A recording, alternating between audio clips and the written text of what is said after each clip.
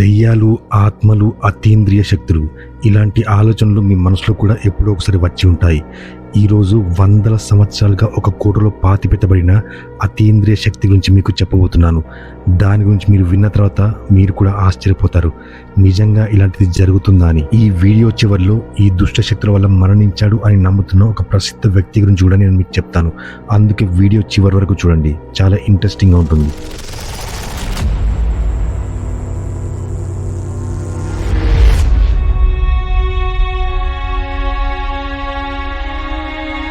Global charts Telugu ప్రేక్షకులకి స్వాగతం.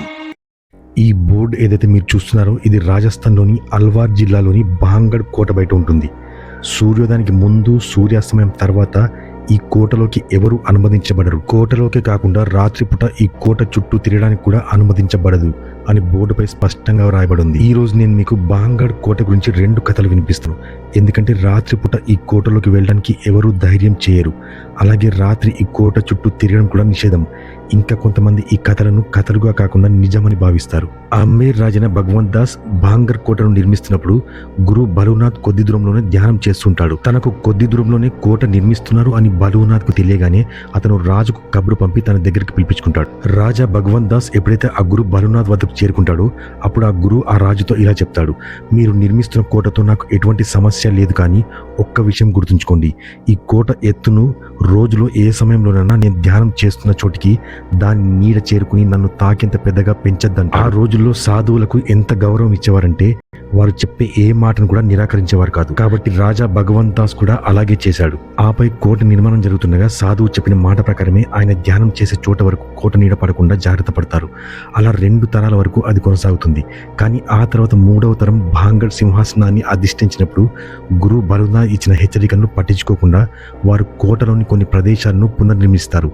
దాని ఎత్తును కూడా పెంచుతారు. చివరకు ఆ కోట నీడ గురు బలునాథ్ దగ్గరికి చేరుకుంటుంది. ఆ కోట నీడ గురు బలునాథ్ ధ్యానం చేస్తున్న ప్రదేశానికి చేరుకున్నప్పుడు గురు బలునాథ్ ఆగ్రహిస్తాడు. అతడు బాంగడ్ నశించిపోతుందని శపిస్తాడు. ఆ రోజు తర్వాత బాంగడ్ ఒక్కొక్కటిగా కష్టాల వైపు నెట్టుకుపోతుంది. 1783లో వచ్చిన భయంకరమైన కరువు గురు బలునాథ్ శాపం కారణంగానే వచ్చిందని చెప్పుకుంటారు. నేటి వరకు కూడా ఈ శాపం యొక్క ప్రభావం ఇక్కడ కనిపిస్తుంది. అందుకే ప్రజలు ఈ కోట చుట్టూ తిరగడానికి కూడా ఇష్టపడరు. 2వ కథ ఒక యువరాణి కథ. ఈ కథని అక్కడి ప్రజలు ఎక్కువగా నమ్ముతారు. ఈ భయంకరమైన కథ కారణంగా ప్రజలు ఆ కోటని దయ్యాల కోట అని పిలుస్తారు. అప్పట్లో ఈ కోటలో ఒక యువరాణి ఉండేది. ఆమె పేరు రత్నావతి. యువరాణి రత్నావతి చాలా అందంగా ఉండేది. యువరాణి అందం గురించి వార్తలు చాలా దూరం వరకు వ్యాపించాయి. దీని కారణంగా వివిధ రాజ్యాల రాజుల నుండి వివాహ సందేశాలు ప్రతిరోజు యువరానికి వచ్చేవి. అలా రాజులే కాకుండా యువరాణి రత్నావతిపై మరొక వ్యక్తి కన్ను కూడా పడింది. అతని పేరు సేంతియా. అతను ఒక తాంత్రికుడు. ఒకరోజు సేంతియా తాంత్రికుడు యువరాణిని చూసినప్పుడు అతను యువరాణిపై మనసు పారేసుకుంటాడు. యువరాణిని ఎలాగైనా పొందాలి అని అనుకుంటాడు. కానీ అతనికి యువరాణిని నేరుగా పొందలేరు అని తెలుసు. ఎందుకంటే ఈ తాంత్రికుడు శ్మశానాలను నివసించేవాడు. యువరాణి రత్నావతి కోటలో నివసించేది. అయితే సేంతియా తాంత్రికుడు యువరాణిని పొందడానికి ఉపయోగించిన పద్ధతి ఆ ప్రాంతాన్ని మొత్తం నాశనం చేసింది. ఆ రోజుల్లో ఈ బాంగడ్ కోటలో ఒక సంత పడేది. అయితే ఒకరోజు యువరాణి చెలికత్తే యువరాణి కొరకు సుగంధ తైలం కొనడానికి ఆ సంతకు వస్తుంది. సేంతియా మాంత్రికుడు ఆ రోజు కోసమే ఎదురు చూస్తుంటాడు. ఆమెను ఆ తైలం కొని తిరిగి వెళ్తున్నప్పుడు తాంత్రికుడు ఆపుతాడు. చాలా నైపుణ్యం కలిగి ఉండడం వల్ల అతడు యువరాణిని పొందాలని కోరికతో ఆ తైలంపై వశీకరణ జపిస్తాడు. ఆ తైలాన్ని తీసుకుని ఆమె యువరాణి వద్దకు వెళ్తుంది. యువరాణి కూడా అందులో నైపుణ్యం కలిగి ఉండడంతో ఆమె ఆ తైలాన్ని చూడగానే దానిపై ఎవరో తంత్రం జపించారని అనుమానం వస్తుంది. అప్పుడు యువరాణి ఆ దాసిని పిలిచి సంతలో నువ్వు ఎవరిని కలిసావని అడుగుతుంది. అప్పుడు ఆ దాసి తను సేంతియా తాంత్రికుని కలిశానని చెప్తుంది. సేంతియా తాంత్రికుని పేరు వినగానే యువరానికి అంతా అర్థమైపోతుంది. అప్పుడు యువరాణి ఆ కోటలో ఉన్న ఒక పెద్ద రాతి బండపై ఆ తైలపు సీసను పగలకొడుతుంది. ఆ తాంత్రికుడు ఆ తైలం మీద చేసిన మాయాజాలం ప్రకారం ఎవరిపైనైతే ఆ తైలం రాస్తారో వారు తాంత్రికుని వద్దకు పరిగెత్తుకుంటూ వెళ్ళిపోతారు. చివరకు అదే జరుగుతుంది. యువరాణి తైలపు సీస పగలకొట్టిన ఆ పెద్ద రాతి బండ దొర్లడం ప్రారంభిస్తుంది. తంత్రం జంపించిన ప్రదేశానికి ఆ రాయి దొర్లుకుంటూ వెళ్తుంది. ఆ తాంత్రికుని ఛాతిపై పడుతుంది. ఆ తాంత్రికుడికి అప్పుడంతా అర్థమైపోతుంది. అలా అతను చనిపోయే ముందు భాంగడ్ నాశనం అవుతుంది, అందులో ఉండే ప్రతి ఒక్కరూ చనిపోతారని, వారి ఆత్మలు అదే కోటలో తిరుగుతూ ఉంటాయని చెప్పిస్తాడు. ఆ తర్వాత ఒక భయంకరమైన యుద్ధం జరిగి భాంగడ్లోని వందలాది మంది ప్రజలు చనిపోతారు. సింథియా తాంత్రికుని శాపం కారణంగానే నేటి వరకు వారి ఆత్మలు ఈ కోటలో తిరుగుతున్నాయని చెబుతారు. నేటికి రాత్రి సమయంలో ఇక్కడ అరుపులు, శబ్దాలు వినిపిస్తాయి అని అంటారు. ఇవే కాకుండా ఈ కోటలో జరిగిన కొన్ని సంఘటనల వల్ల ఈ కోటలో ఏవో దుష్టశక్తులు ఉన్నాయని నమ్ముతారు. కొంతమంది రాత్రి సమయంలో ఈ కోటలోకి వెళ్ళేవారు. లోపలికి వెళ్ళి చాలా ప్రదేశాల్లో ధనం పాతిపెట్టిందని తవ్వేవారు.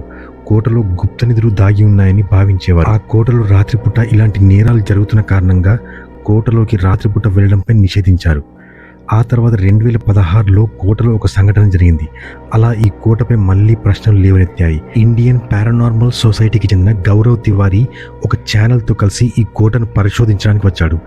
గౌరవ్ తివారీ అటువంటి అతీంద్రియ శక్తులపై పూర్తి పరిశోధన చేస్తూ ఉంటాడు.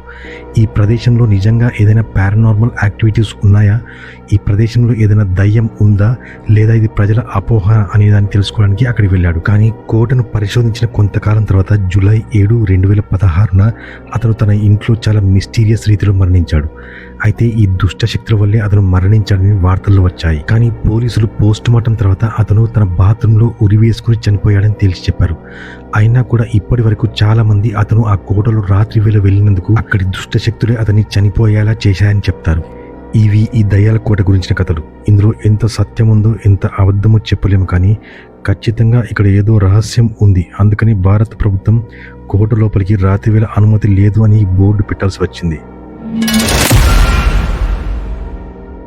ఈ వీడియో కనుక మీకు నచ్చినట్లయితే లైక్ అండ్ షేర్ చేయండి. అలాగే 13వ శతాబ్దంలో వచ్చిన బ్లాక్ డెత్ అనే మహమ్మారి 10 కోట్ల మందిని బలి తీసుకుంది. ఈ విషయంపై ఒక మంచి వీడియో చేశాను, ఇక్కడ క్లిక్ చేసి ఇప్పుడే చూడండి. ఇలాంటి ఎన్నో ఆసక్తికరమైన వీడియోస్ కోసం మా గ్లోబల్ చర్చ్ తెలుగు ఛానల్ని సబ్స్క్రైబ్ చేసుకోండి. మళ్ళీ ఒక అద్భుతమైన వీడియోతో మీ ముందుంటాను. అంతవరకు సెలవు, నమస్కారం. Thanks for watching.